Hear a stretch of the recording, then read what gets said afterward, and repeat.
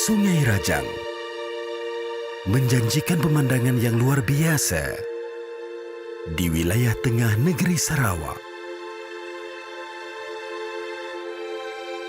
Merupakan sungai yang terpanjang di Malaysia. Rajang mengalir sejauh 563 km dari Banjaran Iran di tengah-tengah Kepulauan Borneo sehingga ke Laut Cina Selatan.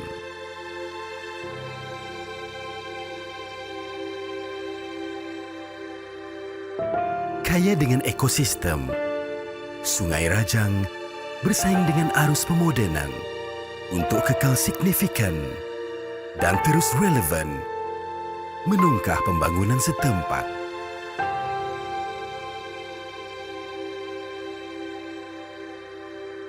Dari hulu sungai yang deras hingga ke muara terbentang luas, Sungai Rajang melalui beberapa daerah, perkampungan, serta bandaraya. Setia memberi khidmat bakti kepada penduduk di sekitarnya. Ikuti perjalanan mendalami sejarah, meneroka ekonomi, menekuni sosial, mengeksplorasi budaya, menjelajah ekosistem, serta menghubung warisan dalam pengembaraan dan perjalanan menghilir Rajang.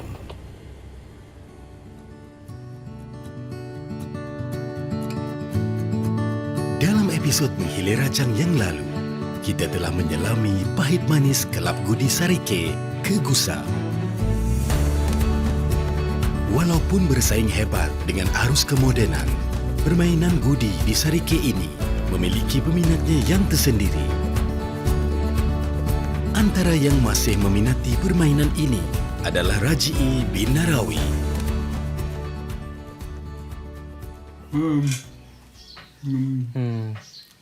Kayaknya bilanya apa? Bila masa terluangnya lah. Biasa petang dalam pukul 5 lebih sebenarnya dah kurang sikit dah ke semua dah nak akan jalan-jalan lah.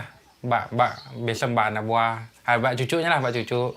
Kawan dekat pusing kampung lah. Dan kawan main gudi biasa kayaknya dulu memangnya suka jual lah main dulu lah. Kini tu macam dah bili gunting rambut. Kiranya macam kurang lah main nanggal Melayu.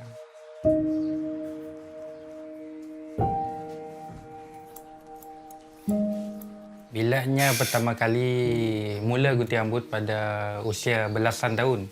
Jadi sebelum jadi pengunting tu, nya pernahlah bekerja sebagai pembuat roti dekat kedai India. Lepasnya nya mula gunting rambut pada selepasnya nangga biak orang Cina gunting rambut, nya belajar kayak mula start gunting rambut. Kayak berdasar padanya ada 3 tempat pernahnya gunting rambut. Pada mulanya mula start gunting rambut dia dekat masjid lama, sekarang dah sedagi dah roboh dah. Kayaknya mula gunting dekat depan rumah bapaknya dulu, dekat mungkin itu dah dekat Guardian sekarang. Lekat lepas kiranya usia kami tu dah lahir lah. Buat pindah situ, mula kedai kat situ.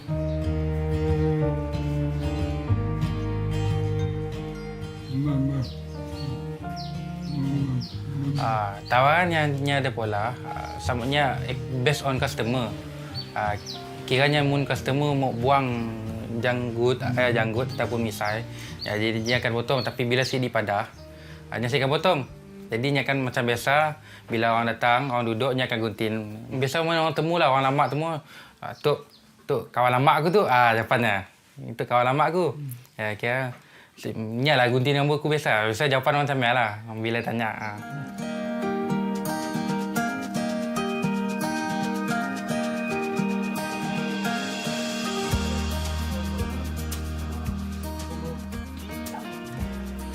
Saya memang pelanggan tetapnya lah. Mulai saya lagi bersekolah dulu, tahun 70-an. Masa tu saya berkawan dengan adik dia, sama sekolah. Jadi kami kenal dengan adik dia. Jadi dia memang gunting. Masa tu dia gunting main-main sajalah. Bila dia dah pandai, jadi saya pun suruh dia selalu gunting lah. Sampai sekarang. Nya dah gunting rambut Cikgu Wahab tu daripada belum lahir lagi. Dari anaknya belum lahir lagi, nya dah gunting dah rambut Cikgu Wahab tu. Kira macam dah lama lah. Memang kenal dah lama. Kira jiran depan. Dan kini pun jiran belakang rumah. Memang dah kenal lama lah. Pengalaman daripada saya masih bekerja dulu, dihantar ke sekolah pendalaman. Kami balik sebulan sekali. Jadi bila balik sebulan sekali, masa itulah saya cari dia. Memang wajib lah gunting rambut sebulan sekali waktu itulah. Sekarang ni bila dah berumur, rasa-rasa pening sikit, memang 2 kali 1 bulan gunting. Dasar apa yang ada. Biasa paling-paling jauh pun orang datang tu daripada Sibu, daripada Kuching, daripada Kuching datang.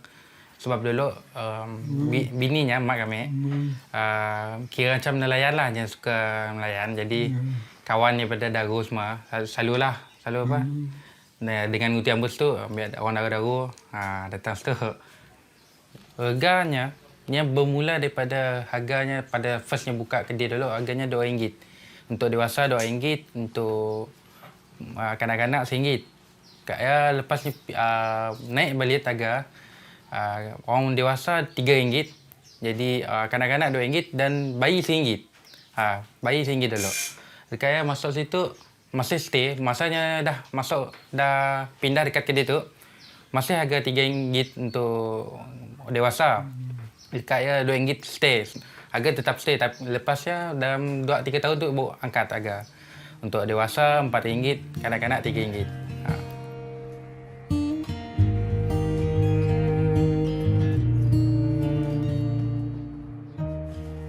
Saya rasa dia dah faham lah apa yang saya nak. Satu. Kedua, harga dia okey lah. Boleh, kadang-kadang kita boleh timbang juga. Dia minta sekian bayaran, tapi kita kadang-kadang kesian juga. Kita bagi lebih sikit dengan dia. Kadang-kadang yang istimewanya kita boleh hutang juga. 2 kali gunting, sekali bayar. Itulah istimewa dia. Bermula dengan RM4 sebab banyak customer-customernya macam report lah. Macam bukan report, macam mengadu, jangan cuba naikkan harga. Sebab dah lama gila dah RM3. Sebab si relevan dah. Si relevan nak RM3 untuk menyara anak-anak. Jadi up dah sikit. Jadi first customer memang suruh RM5. Biasa kawan-kawannya banyak nyuruh naik RM5. Kayak macam ni tak. Masih juga bapak tak semua naikkan harga. Still juga nyangkah harga RM4 dan kadang-kadang tu RM3.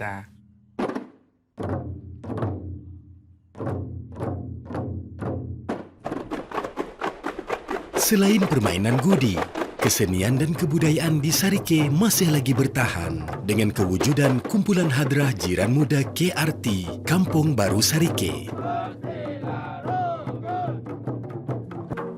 Kumpulan ini merupakan satu-satunya kumpulan hadrah yang masih wujud di Bandar Sarike. Okey, nama saya Khairul Anwar Khan bin Mazuki. Saya berusia 44 tahun.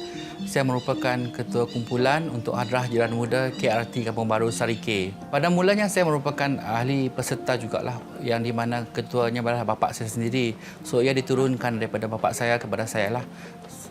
Pada selama 35 tahun dah saya membimbing kumpulan ni untuk majlis perkahwinan dan sebagainya lah.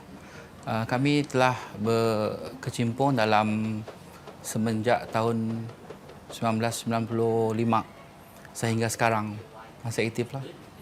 Pada asalnya kami adalah kumpulan hadrah, iaitu kumpulan pukulan asli hadrah berbeza dengan kumpulan kompang.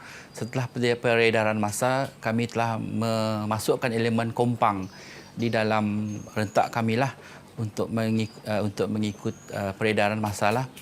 Jadinya kami sekarang ni adalah 2 bentuk pukulan, iaitu hadrah dan kompang. Untuk mengekalkan lagi persefahaman di antara ahli kumpulan, kami mengadakan macam-macam aktiviti, pelbagai aktiviti untuk merapatkan silaturahim di antara kami. Antaranya kami membuat perkhemahan dan pertandingan bola, pertandingan badminton. Kami juga ada mengadakan lawatan ke tempat perkelahan, tempat-tempat rekreasi. Jadi benda ni yang mengeratkan lagi perhubungan di antara kami kumpulan lah.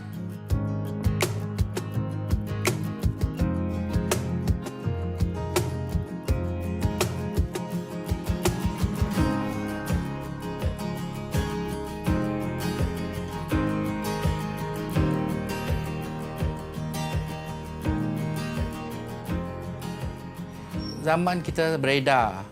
Jadi untuk aktiviti sosial macam ini, aktiviti sukarela macam ini, kita tidak ada paksaan untuk ahli kumpulan.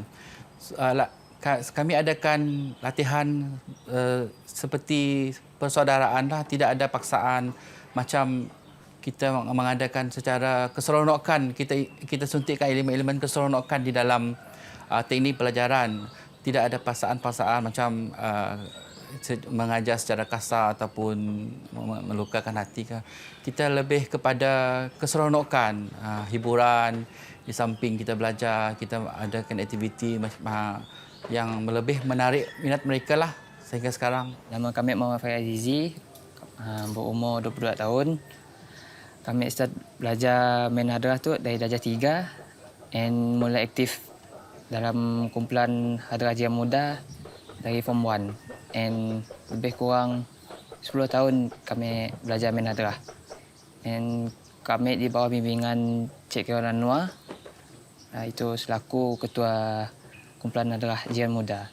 Cikgu kami selalu buat macam pergi bercuti, pergi main bowling, pergi main air terjun.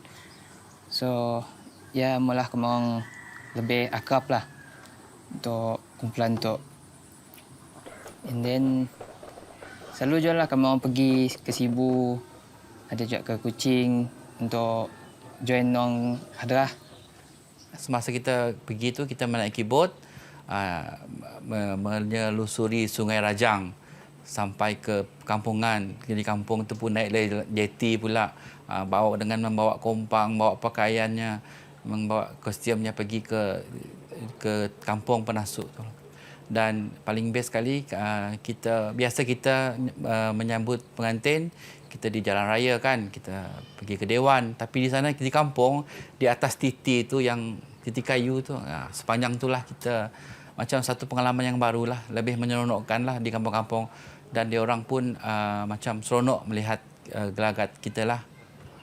Okey, untuk majlis perkahwinan kita biasanya akan menyanyikan lagu rentak-rentak Arab, iaitu lagu Kalbikum, Ya Latif, Ya Rabbana, dan kita gabungkan dengan juga lagu-lagu moden seperti lagu pengantin baru, dan lagu Iban pun ada.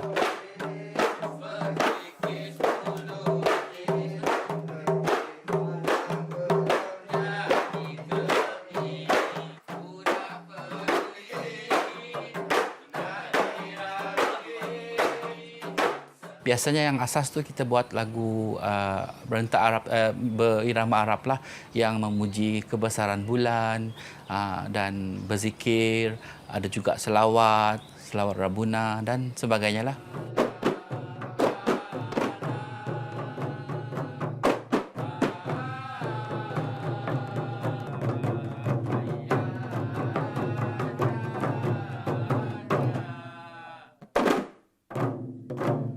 Kami ada mengadakan pukulan yang seiringan dengan tarian. Maksudnya hanya diiringi oleh paluan, kompang dan hadrah tersebut. Itu yang lebih menariknya lah. Tapi zaman sekarang, zaman berubah, mereka kurang berminat sikit lah untuk tarian-tarian ni, lebih kepada pukulan sajalah.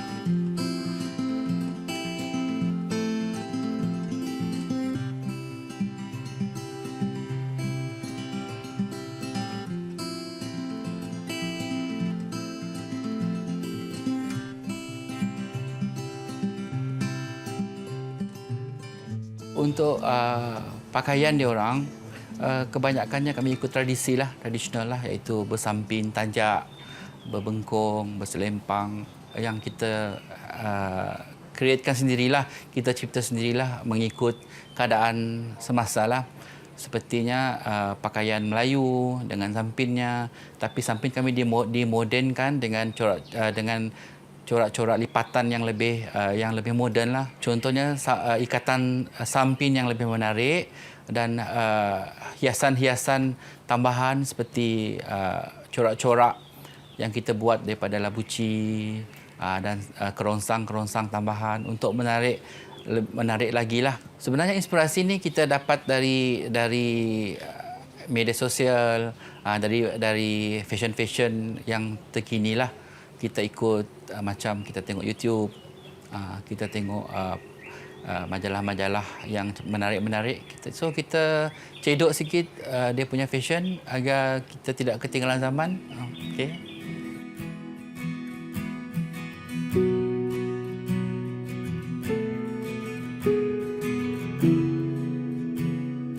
Kumpulan kami pernah mewakili Sarawak ke pertandingan paluan kompang dan formasi peringkat sekolah rendah lah, peringkat kebangsaan. Kebanyakan di dalam peserta ni lah ahli kumpulan kami lah, tapi mereka mewakili sekolah masa tu, bukan mewakili kumpulan kami lah. Kumpulan kami diserap oleh sekolah untuk mewakili Sarawak masa tu lah. Selain daripada itu, kami juga pernah memenangi peringkat negeri, peringkat bahagian dan peringkat daerah. Untuk peringkat negeri, kumpulan kami sekolah rendah pada masa itu pernah memenangi johan peringkat negeri di Miri pada tahun 2011. Dan pada seterusnya pada 2014 kami mewakili sekolah menengah, pernah memenangi naib johan daripada peringkat negeri di Seri Aman, Sarawak. Selain daripada itu, pada pertandingan Maido Rasul pada tahun 2018, kumpulan kami memenangi johan peringkat negeri lah. Semasa pertandingan paluan kompang dan formasi, kumpulan yang ada di kalangan pesertanya berlainan bangsa daripada Bumi Putera iaitu Cina dan Iban, mereka ada markah tambahan. Jadi ini salah satu cara untuk menggalakkan bangsa-bangsa lain untuk menyertai kebudayaan kompang dan hadrah ni lah. Jadi benda ini adalah satu pendedahan juga kepada bangsa-bangsa lain, di mana kita pukulan ni untuk semua bangsa sebenarnya. Jadi tidak ada yang halangan lah untuk mereka menyertai kami. Jadi benda ini kami telah bawa ke untuk kumpulan untuk perkahwinan, mereka pun seronok untuk menyertainya. Paling seronoknya kata kawan peserta kita yang berbangsa Cina tu, seronok makan kari. Tu yang dia macam seronok untuk pergi ke majlis perkahwinan orang Melayu ni lah. Kami masih mampu bertahan sehingga sekarang kerana ahli kumpulan kami sentiasa bersatu di antara satu sama lain, dan kumpulan kami masih diperlukan oleh majlis-majlis yang berlangsung di Serikil lah, kerana masih ada permintaan. So bagi kami tiada halangan untuk memenuhi permintaan tu, untuk meraihkan pengantin-pengantin dan sebarang keramaian di Serikil lah. Kerana itulah kami mungkin masih berada di sinilah untuk kumpulan ni. Seperti yang kita tahu, banyak kumpulan-kumpulan hadrah ini yang telah pupus, seperti di Sibu. Di Serikil ni sendiri khasnya dulu ada 4 kumpulan, tinggal kumpulan kami saja. So ini yang saya terpaksa jaga supaya kekal. Tanggungjawab saya sebagai pembimbing kumpulan inilah, supaya kumpulan ini terus berterusan sampai bila-bila. Setelah kita dilanda pandemik COVID-19 ni, aktiviti-aktiviti kumpulan kami pun terbatas. Majlis-majlis perkahwinan yang biasanya diadakan sepanjang tahun, diadakan sepanjang hujung tahun, terpaksa dihentikan dan terpaksa kurangkan jumlah tetamu yang hadir. Jadi ini telah sedikit sebanyak telah menghalang kumpulan kami untuk lebih aktif lah. Untuk rekrut ahli-ahli baru, sebenarnya pada tahun 2020 kami sebenarnya ada membuat perancangan untuk merekrut ahli-ahli baru di kalangan yang baru-barulah. Tapi kerana kekangan keadaan, jadi benda itu kita terpaksa tangguhkan dahululah. Tapi dari masa ke semasa kita ada membuat promosi lah di antara peserta-peserta. Jika sahabat-sahabat dia orang yang berminat untuk join kita punya aktiviti, kita ada pengambilan dari masa ke semasa. Tidak kisahlah. Di samping itu juga yang untuk melatih kanak-kanak di bawah 10 tahun, mungkin kita akan pergi ke sekolah-sekolah rendah untuk mengajar dia orang aktiviti hadrah inilah sebagai kurikulum sekolah. Pendapat kami lah untuk next generasi seterusnya, kalau boleh join lah mana-mana yang ada aktiviti kompang ke berzikir ke. Takut benda macam tu ditelan zaman ataupun dipupus dudi hari kelak. So boleh ikut lah. Takut at least kita belajar cara orang dulu-dulu selalu main kompang ke berzikir ke.